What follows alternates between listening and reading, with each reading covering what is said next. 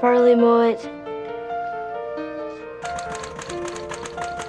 There's a herd animal, he tries to take care of it. Farley Mowat's a sort of wild, eccentric person who would do anything to learn more about nature and how animals live. According to one of his books, Farley Mowat ate mice. Oh.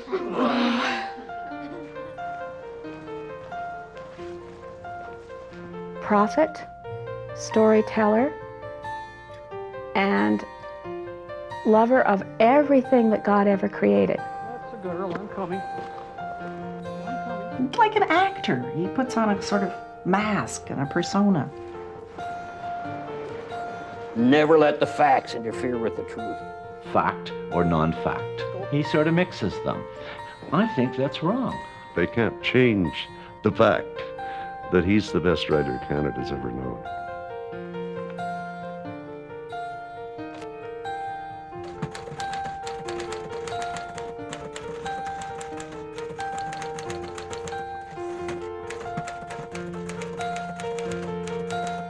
At 75, Farley Mowat is working on his 35th book.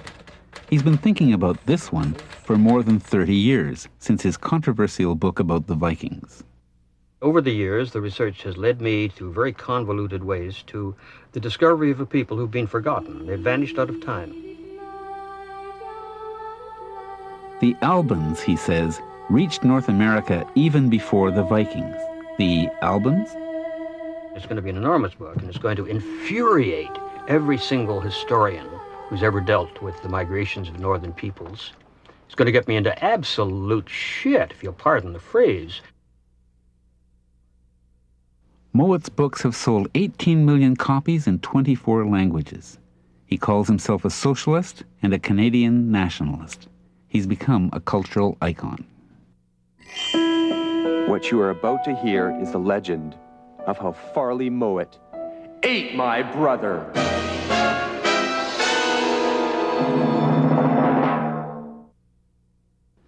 Mowat says he writes subjective nonfiction, truthful but not slavishly factual. Even as a boy, he was more interested in the story than the details. Farley always exaggerated, you know that.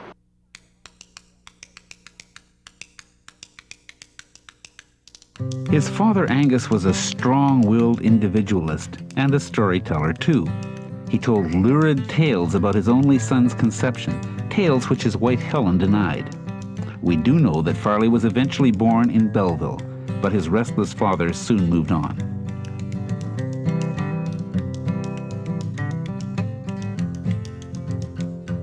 Or lost the use of an arm in the First World War. And he had to be outdoors. The family tried to find him a job, which they did, as a clerk in a tea company owned by another member of the family. And of course, he lasted there about 3 weeks, and then they fired him. They had to, because he was intractable. He did not submit easily to the stupidities of bureaucracy, a characteristic which I have fortunately inherited from him. Angus Mowat loved books and became a librarian, first in Trenton, then Belleville, Windsor, Saskatoon, Toronto. Young Farley moved 8 times in his first 19 years. He never really belonged anywhere.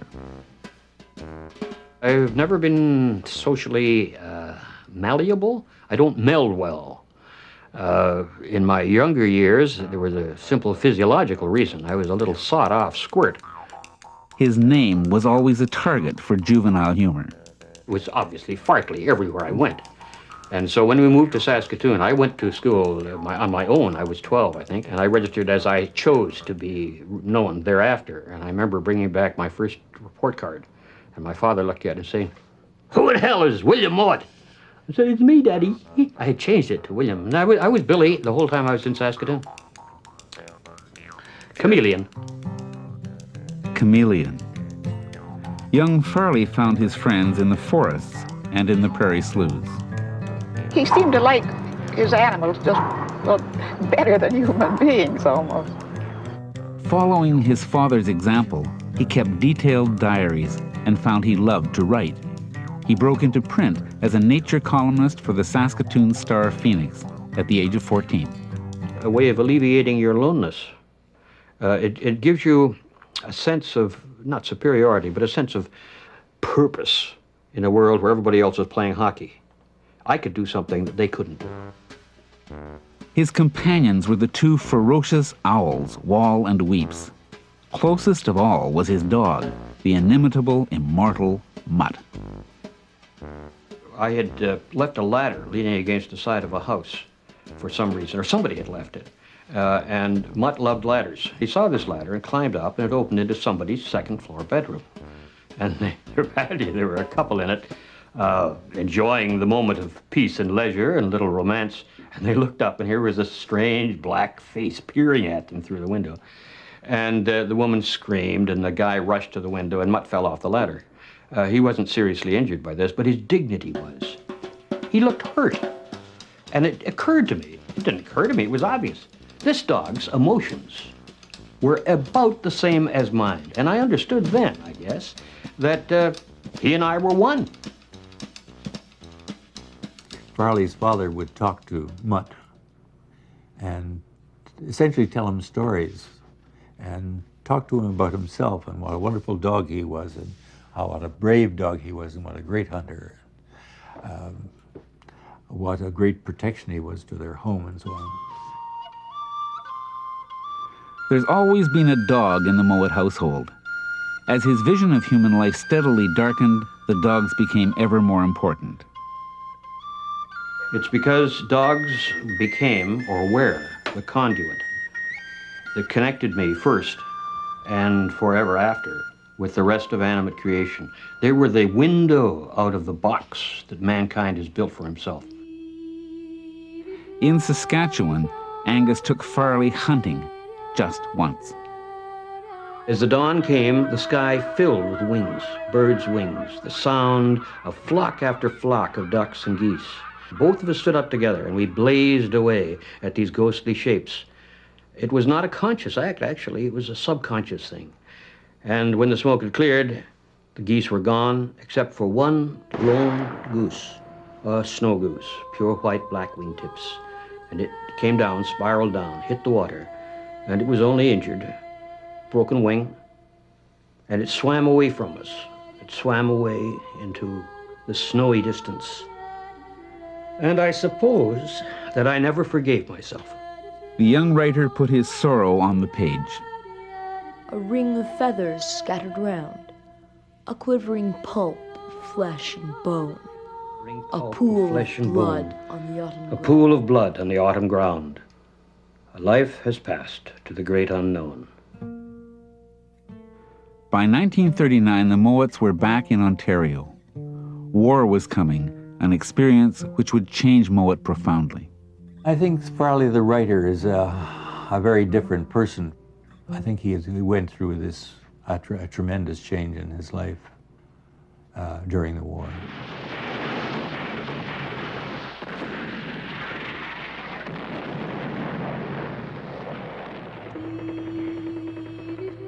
There was never any question that Farley would join his father's regiment, the Hastings and Prince Edwards, the Hasty Peas as they were known.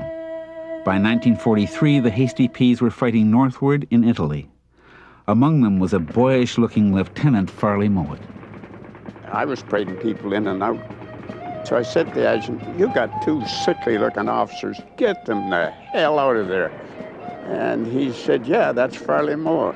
And I thought, Angus Mowat's son. The Canadian 1st Division took terrible casualties in Italy, slowly driving the Germans back across strongly defended rivers and lines of fortification. He did it for a long time, you know, like a platoon commander. Life expectancy wasn't too long. You know, if you look at the list of dead out there, you'll see lieutenant, lieutenant, lieutenant, lieutenants. And that's because they had a lead right up. Farley Mowat was a good officer, a good leader. He could think in battle. Artillery bombardments, tank engagements. The Hasty Peas didn't often actually see the enemy. But once, Mowat dived for shelter and found himself face to face with a wounded German soldier. He was alive, and but he'd been pretty well cut in half. His liver was hanging right out, and he was a goner. And nobody could do anything for him, and the shell fire was intense. I didn't dare go out of this. It was an old ruined Italian house. But I had, my water bottle was full of rum. That was what kept me going for the last part of my active action period. I used to steal rum and fill my water bottle. And I'd been nipping at it, and this guy kept saying, Wasser, Wasser, Kiffer Wasser. Whew, it was a hard one. And I had no water. And I thought, well, he's dying anyway. So I give him my water bottle. And he shaking hands, pouring down his face. And he got enough of it into him to, I guess, maybe still the pain or anesthetize himself. And then he just sort of put down the water bottle and died.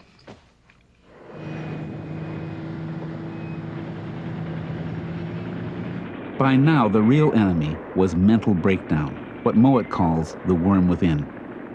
One day, his best friend deliberately walked into a storm of German bullets. To hold the worm at bay, Farley's mind fled back to innocent Saskatchewan, to the animal world, and to writing. When things got absolutely intolerable, at Ortona it was, and I was just hanging on to my sanity by a thread, I had to escape. So I escaped back into my childhood and started to write what eventually became The Dog Who Wouldn't Be. And again, there is a debt that I owe to a dog. That the sanity that one finds in the lives of other animals, and which mankind has deprived himself of. We live in a state of constant insanity, although we don't admit it. But the sanity of dogs was enough to help restore mine, and it gave me a new grip on life. It would be 35 years before he could write about war, but the horror of it had changed him forever. I guess even up to that point, I still had a fairly high opinion of my own species. It wasn't until I had recapitulated the war experience that I understood how deeply flawed we are and how incredibly dangerous, not just to ourselves, but to the world at large. And after that, I began to look much more closely at what we were doing to the rest of the world.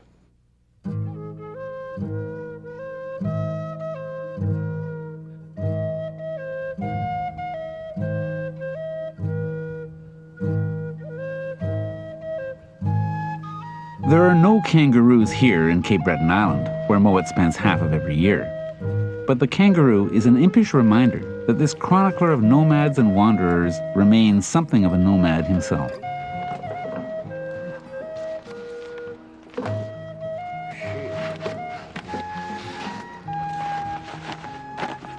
Bills, hydro bills, Nova Scotia power bills. There's another one. I'm not even going to open that. No computers, no fax machines, and the mail is not electronic. Never mind. It's the thought that counts. Who the hell would this come from? I get an awful lot of mail from young people. I get, maybe 7 or 8 letters a day. And of course, when school's in, I get letters come in like a mountain avalanche, because teachers have long since learned that the easiest way to get the kids to do something and teach English or whatever is say, now today we're going to write a letter to an author. And some people might consider it a misfortune. I consider it a blessing. Mowat came back from the war in 1946. Again, he turned to animals. He enrolled in biology at the University of Toronto. In the lab, he met Frances Thornhill. They married the next year. My mother loved him. I often thought she should have married him. You know, I'm not her charmer. So was Angus.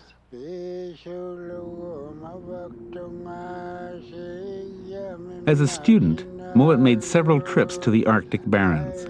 He went first with a government expedition to study wolves and their impact on the caribou herds. The Arctic and its people seized his imagination. He went north as a budding scientist. He returned a budding writer. I'd become deeply involved in what was happening to the native people who were intimately involved with the caribou. To me, it was all one story. And I'd become enraged and infuriated by the neglect of the Barrenland Eskimos and of the Northern Indians, who were the Caribou people. And I'd started sending long radiograms collect to my superior in the biology department or the wildlife department in Ottawa, saying we must do something about these people, they're dying and so on.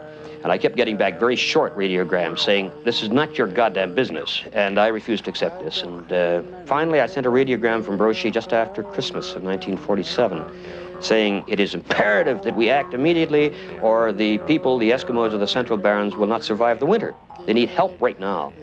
And it was a long radiogram, 500 words, and went collect because I couldn't pay for these things. It went through an Army signal station. And I got back a 3-word prepaid radiogram 2 days later. It said, "You are fired."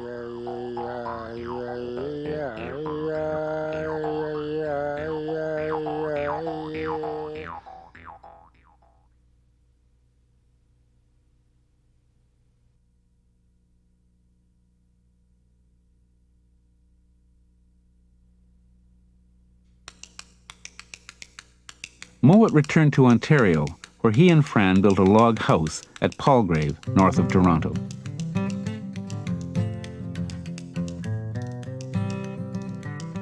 We lived in tents up under those trees up there and dug the basement. It's only under that half kitchen bathroom by hand. And everything has to be done the hard way. And that's what I object to. If there's a hard way or an easy way. This was Angus, you see, do it the hard way. The writing came the hard way, too. Mowat's first stories were rejected by Canadian publishers. And so, in 1952, People of the Deer was published in the United States. It caused an uproar in Canada. Harold Horwood was then a parliamentary reporter. Farley had said that these people, the Ihalmiut, the Caribou Eskimo, he said they were starving, and the opposition, who were delighted, of course, to get a hold of anything like this, kept popping up in the House and asking questions of the minister and the Prime Minister, asking what the government was doing. These people were Canadian citizens, and they were starving, and what was the government going to do about it? And the government kept denying that any such people existed, and they kept denying it for a week or 10 days. And then quite suddenly they announced that they were flying in cargoes of meat to these non-existent Eskimos that Mowat had written about. And they did, in fact. Quite a debut for a young writer. In one stroke, Mowat had shown why he would go on to sell millions of books. I think Farley has a wonderful sense of narrative, and he's always combined this with a choice of subjects that touch a large number of people. He was not only a writer, he was also a prophet. Time and again, Mowat has been ahead of his culture in his concern with native people, with wildlife, with the environment generally. He was outrageous, tactless, uncomfortable, and he knew exactly what he was doing. The story is a meld of many things. It's a meld of reality, it's a meld of imagination. And that's what a story is, and that's what I am. I'm a Sagaman. And the story is first and foremost. It must always be. Anything that impinges upon it, that constrains it, constricts it, or changes it, is an abnormality and to be discarded. So if people think that if the powers that be say, well, you can't preach and be a writer, I say,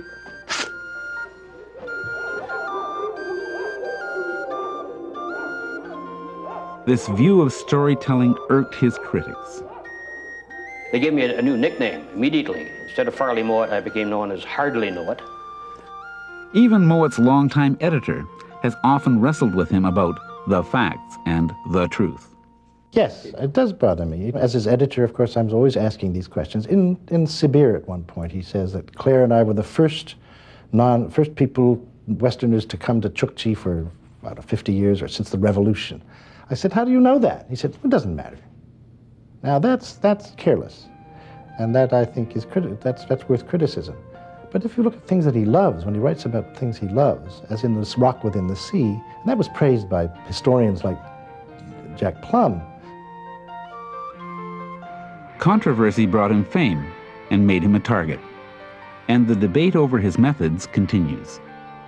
I think that The most preposterous defense of Farley that's been put forward so far is that his subjects are so vital, so important, that it doesn't matter if he makes up a little bit here or there or fills in with a bit of fiction. I would say that when you're doing a really important subject, it becomes more vital, more crucial that you stick with the facts and make a credible book or article. Because if you're doing things that might affect public policy, you shouldn't put yourself in a position where people can poke holes in your entire argument by simply pointing out that some fact is not a fact. The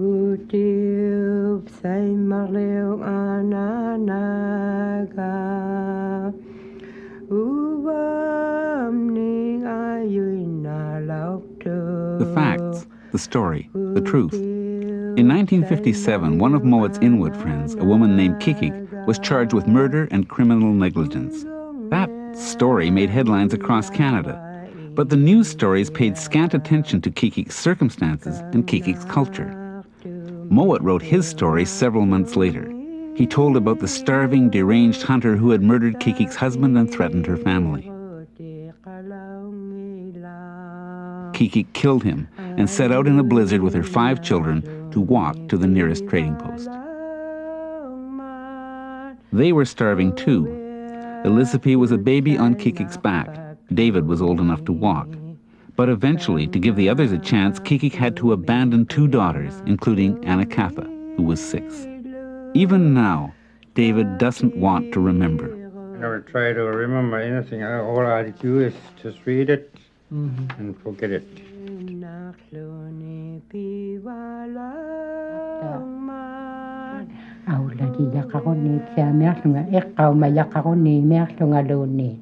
She said she remembers being dragged with her little sister on the skin, and she noticed that the little sister started to sing a little lullaby or something, being a little girl singing a song. And after she sang a song, she didn't say anything else. Then she knew that she had died. A song of devotion to a strong, brave mother. Kikik was eventually acquitted, but Kikik's children never knew the story. Hurt and shamed, Kikik kept it from them. 15 years later, they learned the details from Mowat's book.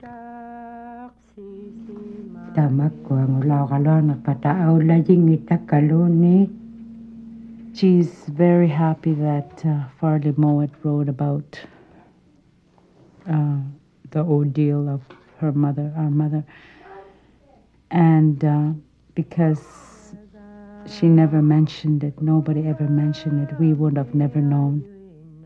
She would have always wondered what happened.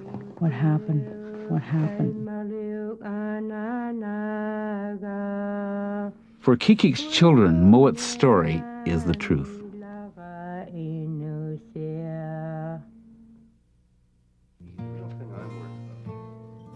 Jack McClelland, publisher.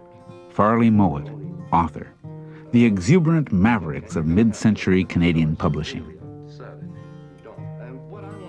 He came to our office. He was then living in Palgrave. But he called me and said he wanted to drop in. And he came in with his red beard. And I can't truthfully remember whether he was wearing a kilt then or not, but he probably was. And to tell you the truth, I was not very impressed by Farley in that first meeting. I thought he was difficult, abrasive, not a writer who I was going to enjoy publishing it. Jack McClelland's flamboyance transformed Canadian publishing. He staked his company on finding and promoting brilliant Canadian writers. An ardent nationalist, he was Mowat's publisher and buddy. Mowat was becoming a celebrity. He was also a family man with 2 young sons. Sandy, born in 1954, remembers happy times at home when his father was there. My father wasn't here more than he was here. Now, I would spend time with him in his writing cabin. Obviously, he worked here, so it was perfect because, I mean, either my mother was here to look after me or he was. So I'd often spend hours at a time in the writing cabin trying to amuse myself, I suppose, while he'd be working on whatever book he was working on. Fran still lives in the log house in Palgrave. Sandy, his wife Kim, and baby Justin live nearby. By the late 1950s, the Mowats' marriage was coming to an end. I think the two of us were two different types of people. And I know when I wanted to travel, Farley didn't. And when we had children, I couldn't travel with two children. It was too much. You know, it was much easier to stay put in one place. And then Farley said, well, you know, go down to Cape Breton or Newfoundland or something. I said, but Farley, for the summer. And I said, but I'll be doing exactly down there what I'm doing here, really. And I would. He'd have an awfully good time, but I'd still have children and meals and everything to get. Laundry to do and everything. And, which I don't think he realized. Like his own father, Farley sent his sons a rich stream of letters. They were really quite wonderful letters, but they were very evocative. They were basically stories. So in a way, I was living his life, but through his letters. The letters often came from Newfoundland, where Mowat's fascination with the traditional seafaring people was producing another series of books. He bought a little schooner to explore the coast. In the French outpost of Saint-Pierre, he met a graphic designer named Claire Wheeler. She soon became a permanent part of the crew. I had heard of him. You know, I had not read any of his books, but I was on a course to study French, and my colleagues knew who he was, and it was suggested one day that we all just go down and visit him on his boat. So we did. And he was scruffy and messy and dirty, and the boat was disastrous. The boat was Happy Adventure, the famous boat who wouldn't float. Rather than the boat who wouldn't float, it should be called the captain who wouldn't sail. Because Farley, if there was any sign of wind, was not keen on going out of harbor. These various sinkings that happened, every damn one of those was Farley's fault, not the fault of the boat. I have to tell you that I was scared out of my wits practically the whole time. Being captain of my own ship is the most terrifying thing I can imagine. Sailing towards Cape Breton, the Mowats put into the outport of Burgeo to wait for a favorable wind. We were there for 6 years, and I love it still in the same way that I did then. And I feel like somebody's been driven out of paradise, in a way, driven out by my own actions. The crisis occurred in 1968 when a huge fin whale became trapped in a saltwater pond. Mowat tried desperately to release her and called on the outside world for help. Most villagers supported him, but not all. There were a number, perhaps only half a dozen, young men in Burgeo who had been away a lot, and they'd become infected with our way of looking at things. And they had access to 303 rifles that belonged to the local, I think they called it a ranger platoon. So these guys thought it would be fun to do some target practice. And they opened up on the whale. By the time we heard about it, maybe the second day after they'd started, we were too far away to hear the shooting, and got down there and got it stopped. The whale had received perhaps 100, 200, who knows, bullets. She was a 60-footer, probably weighed 60 to 70 tons, an enormous creature. The actual bullets would have, unless it'd be almost impossible for them to strike a vital spot. But what happened was that in the next 10 days, while we were trying everything we could think of to free her, but what we didn't know was that the bullets' holes were becoming infected. And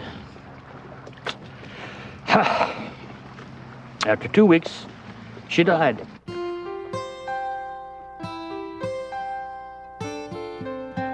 It was full dark by then, and there was none to know that I was weeping. Not for the whale alone, but because the fragile link between her kind and mine was gone. I wept because I knew that this fleeting opportunity to bridge, no matter how tenuously, the gulf that is increasingly isolating mankind from the totality of life had perished in a welter of human stupidity and ignorance, some part of which was mine.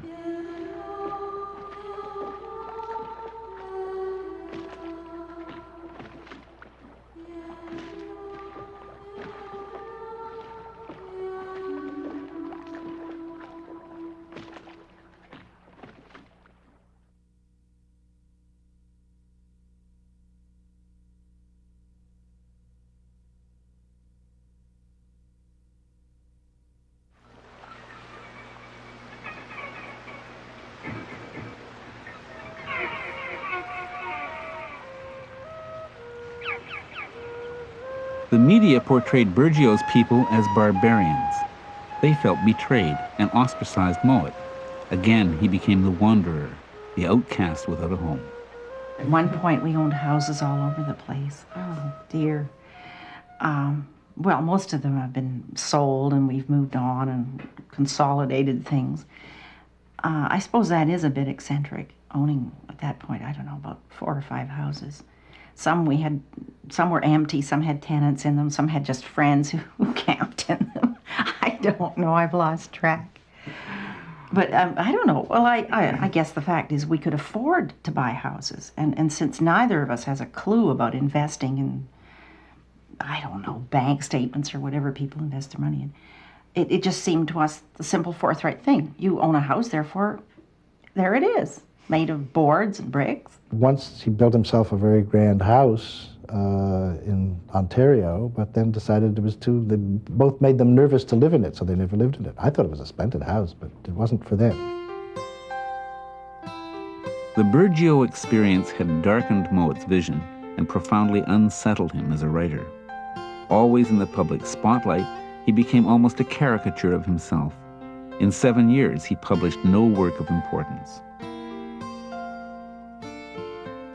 From that point on, largely because of the publicity that generated, and also because I was at a point where I was becoming more aware of everything that was happening in the world, that was when I began to realize that I had really 2 fathers. I had the father who was the private Farley Mowat, and then I had the father who was the Farley Mowat, the crusader, the entertainer. You were the one who said that he walked through life holding a cardboard cutout of him in front. Yeah, that article you did about 20 years ago. And it's true. He has like an actor. He puts on a sort of mask and a persona. It was basically protection. It was basically to ensure that nobody really knew who I was or how I felt. I didn't mind if they knew who I was, but I was desperately afraid of people knowing how I felt. Burgio had killed the carefree, rum-drinking sailor. Behind the cardboard caricature, Mowat had become deeply pessimistic about human nature.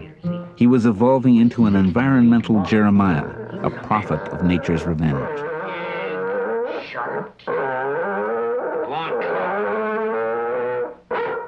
Once again, the unhappy Mowat escaped to the animal world. The second great dog in his life was the redoubtable Albert. This was one of those great companionships. Farley and Albert together were at their heroic best. Albert and Mutt are related in spirit, but I think Albert will turn out to be the more remarkable of the 2. Albert is not so much of a comic as Mutt, but Albert is a great, great character. Albert was a recalcitrant, incredible animal, and I don't want to fool around with him. You know, he scared me in life. He was so sapient, and he really knew me better than I knew myself, and he was, as I say, intractable. I think if I started fooling around with his life story, he would appear in the dark of the night, a great black monster looming out of the darkness, and snap my head off. In the heart of his personal darkness, Mowat found his voice again. He plunged into the horror of his wartime experience and emerged with a searing memoir. Meanwhile, he had lost both his father Angus and Albert. Albert and Angus died within a year of one another, maybe even a few months of one another. And it was as though Farley lost some kind of joy from his life at that point, which he never recovered afterwards, never has quite recovered, because these two outrageous, dominant, controlling, vigorous, colorful creatures had brought meaning to his life. The son of a sea cook and a cook in a trader. Can dance, I can sing, I can reef the main. Angus Mowat had been a stimulating father, and Farley cared for him deeply. But the father's obsessions had been a burden to the son.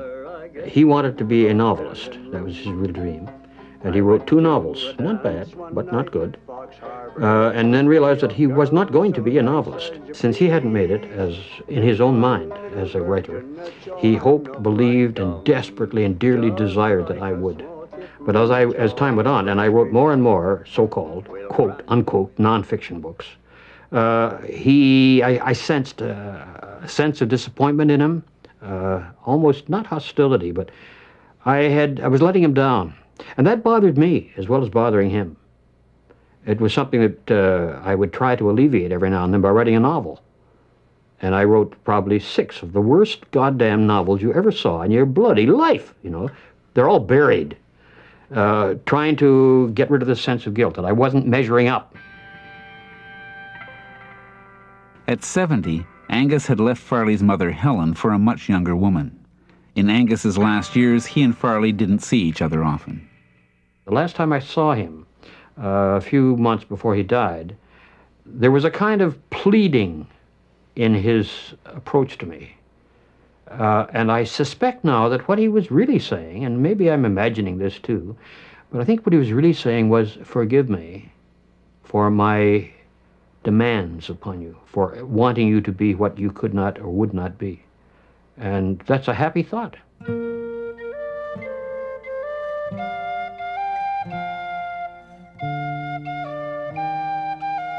In recent years, Claire has emerged as a writer herself.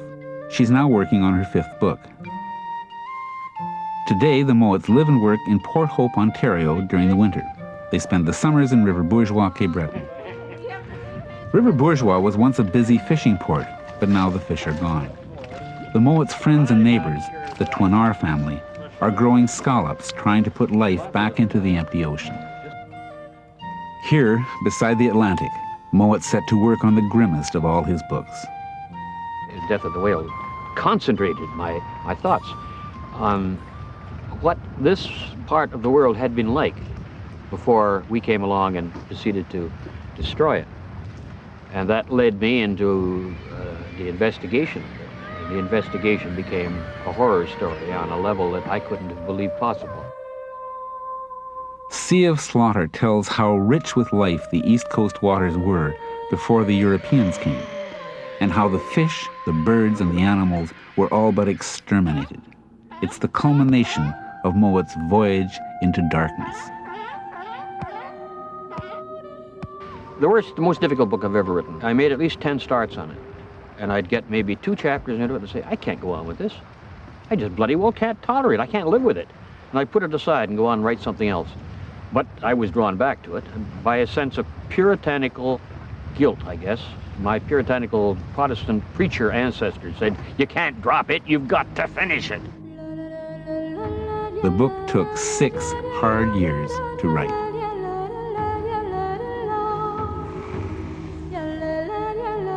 I went to see him about this time, and I said to him, you know, not feeling very good. I've been depressed, sort of depressed for the last 6 weeks. And he said, 6 weeks? How would you like to be depressed for the last 6 years?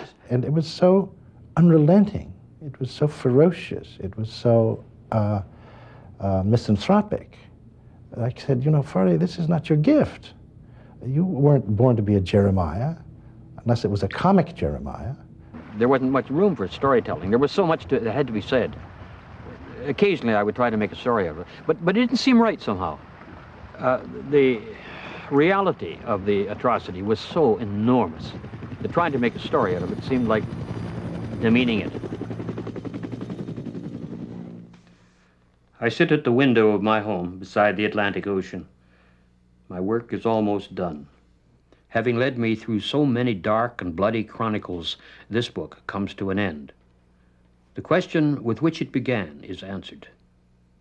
The living world is dying in our time.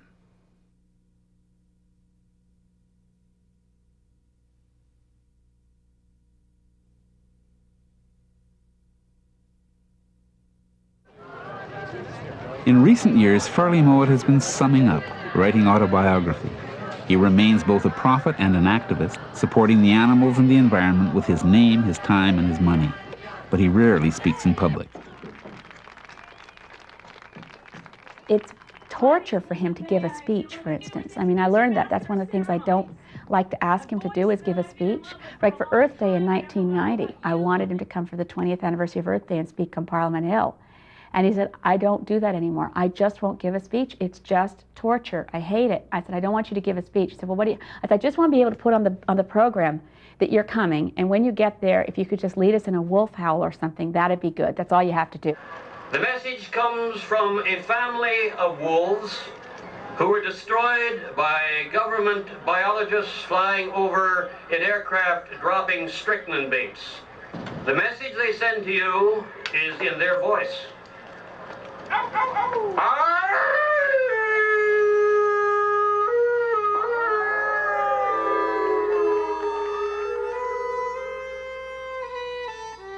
In April 1996, just before his 75th birthday, and just as the latest controversy about his writing erupted, Mowat had a slight stroke. He came to Cape Breton as usual, and by harvest time he had recuperated. Farley the Bean Slitter. Each time I do this, I think I'm cutting the throat of a literary critic. Makes me feel good for the whole day. Take that, Robert Fulford, I say. Take that! We may have to. He doesn't have to write anymore. Things are going. For 60 years, he's enraged, delighted, and entertained readers around the world. Having been in publishing since I was young, I thought a lot about one subject, and that is, where would I rank Farley among Canadian writers? And I think, without any doubt, that Farley Mowat is the single greatest writer that Canada has ever known. And I say that, Peter Newman wouldn't like it, Pierre Burton wouldn't like it, many others wouldn't like it, dead or alive. And yet I think he is the most important writer and the best writer that Canada has produced yet. And I don't think there's any question about that.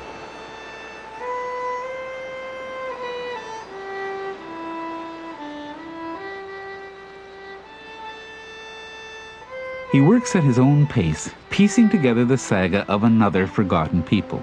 A true story, of course, though some will disagree. Mowat couldn't care less.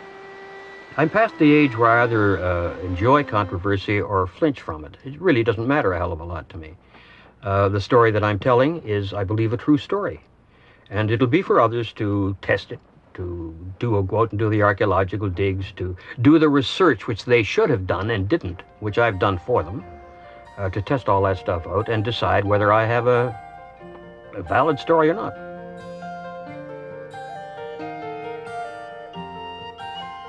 I think you should write more children's books so you can get the point across. Keep up the good work.